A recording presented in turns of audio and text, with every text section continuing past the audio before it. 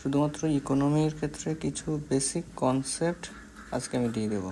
এটা first class, আশা করি পরপর ক্লাসগুলো আসবে, মন দিয়ে শুনলে বা পড়াশুনো করলে ইকোনমির অনেকটা ভয় বা ভীতি দূর হয়ে যাবে। তো প্রথমে একটা কথা বলি যে আজকে ইকোনমি সম্পর্কে নতুন কিছু তথ্য তোমাদের দিই। ইকোনমিকে প্রথম লায়নেল রবিনসন একজনের নাম বলি, নামটা মনে রাখবেন, লায়নেল রবিনস ওকে, লায়নেল রবিনস।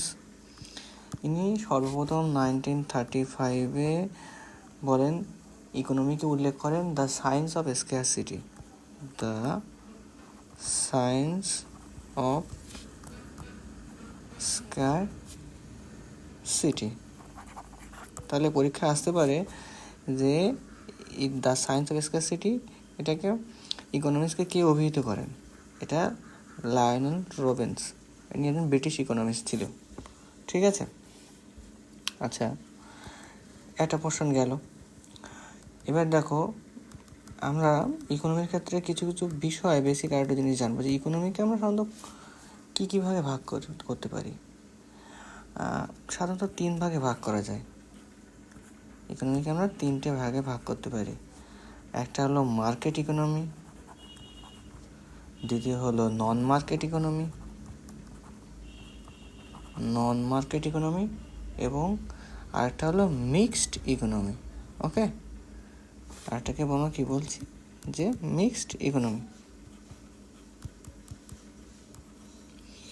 এবার মার্কেট ইকোনমির ক্ষেত্রে সাধারণত আমরা একটা জিনিস মনে রাখবো, এইখানে গভর্নমেন্ট কন্ট্রোল সাধারণত থাকবে না।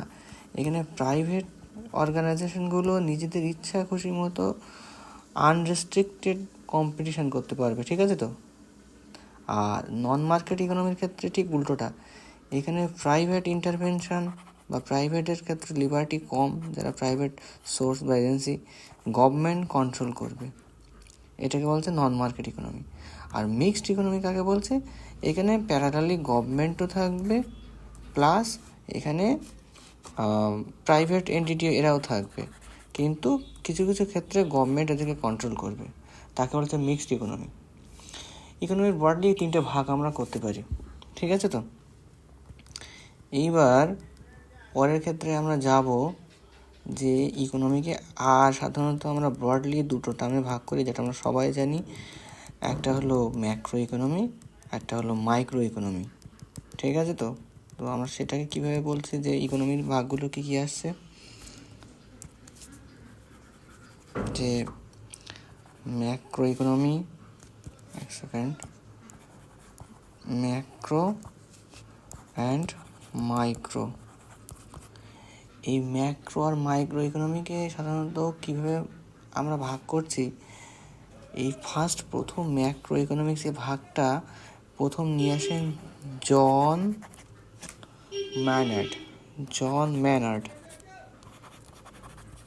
ম্যানার্ড সর্বপ্রথম ম্যাক্রো ইকোনমিক্সকে উল্লেখ করেন। কী হিসাবে থিওরিটা বলি, উনি একটা বই প্রকাশ করেন 1936 সালে। এই বইটা বিখ্যাত বই। এই বইটার নাম আমি লিখে দিচ্ছি, এইটা কিন্তু পরীক্ষায় প্রায় আসে, যে জেম ম্যানার্ড কোন বইটা লেখেন।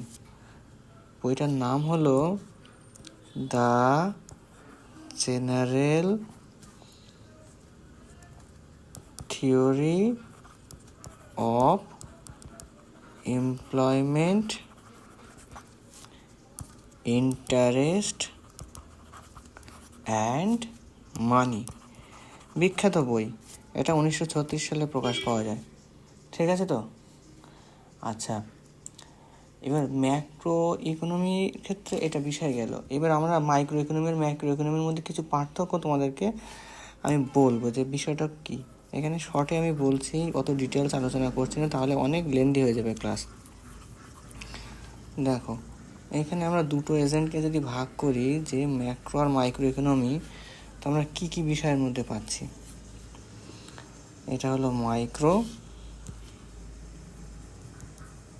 আর এদিকে যদি লিখি ম্যাক্রো। দেখো, মাইক্রো ইকোনমি সাধারণত আমরা ছোট পরিসরে ইন্ডিভিজুয়াল ক্ষেত্রে ইউজ করতে পারি, যেমন ইন্ডিভিজুয়াল লেবার মার্কেট বা কোনো ফার্মস, তাদের ক্ষেত্রে আমরা ইকোনমিক্স আলোচনা বা থিওরিগুলো আলোচনাকে মাইক্রো ইকোনমি বলছি। আর ম্যাক্রো কী বলা হয়, একটা বড় পরিসরে, যেমন ন্যাশনাল ডিম্যান্ড বা এটসেট্রা, এরকম ধরনের বড় বড় ভ্যারিয়েবলসগুলোকে ইউজ করার ক্ষেত্রে আমরা ম্যাক্রো ইকোনমি বা ব্রড টার্মে বড় ইকোনমি বলি, সোজা কথায়। এবার মাইক্রো ইকোনমির মেন দুটো টুলস আছে, সেই দুটো টুলস কি? আমরা সাধারণত ইউজ করি ডিম্যান্ড অ্যান্ড সাপ্লাই। ডিম্যান্ড আর সাপ্লাই হলো মাইক্রো ইকোনমির মেইন টুলস, ঠিক আছে তো? আর ম্যাক্রো ইকোনমির ক্ষেত্রেও একই সেম দুটো টুলস আছে, কিন্তু এক্ষেত্রে আমরা যেহেতু বড় টার্মে সেজন্য এগ্রিগেট সবসময় ইউজ করব। কি?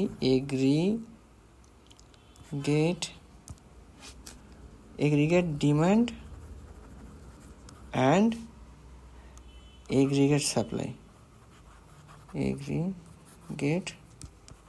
সাপ্লাই। আচ্ছা, এটা বেসিক জায়গাগুলো আগে ক্লিয়ার করে নিতে হবে যে মাইক্রো আর ম্যাক্রোর মধ্যে আমরা কি কি বেসিক ডিফারেন্সগুলো দেখতে পাচ্ছি। এর পরের ক্ষেত্রে আমি আরেকটা জিনিস বলবো, যেটা পরীক্ষায় অনেক সময় কোশ্চেন তুলে দিতে পারে, যে মাইক্রো ইকোনমির একটা নতুন নাম আছে, সেই নামটা কি তোমরা জানো? মাইক্রো ইকোনমি, একে আমরা বলতে পারি প্রাইস থিওরি, একে বলা হয় প্রাইস থিওরি। আর ম্যাক্রো ইকোনমির একটা নাম আছে, একে বলা হয় ইনকাম অ্যান্ড এমপ্লয়মেন্ট থিওরি।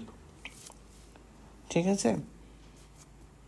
ব্যাস, এইবার চলো আমরা নতুন আরেকটা জায়গায় যাই, একই বিষয়ের উপরে আলোচনা করবো, পরপর এগোবো।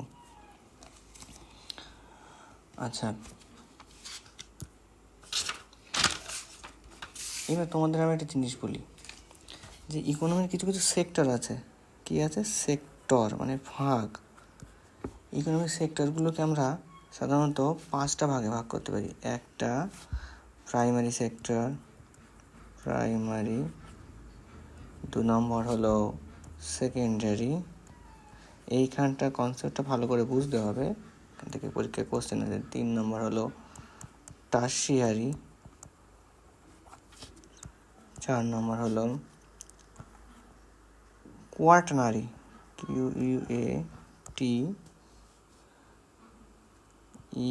কোয়াটার্নারি।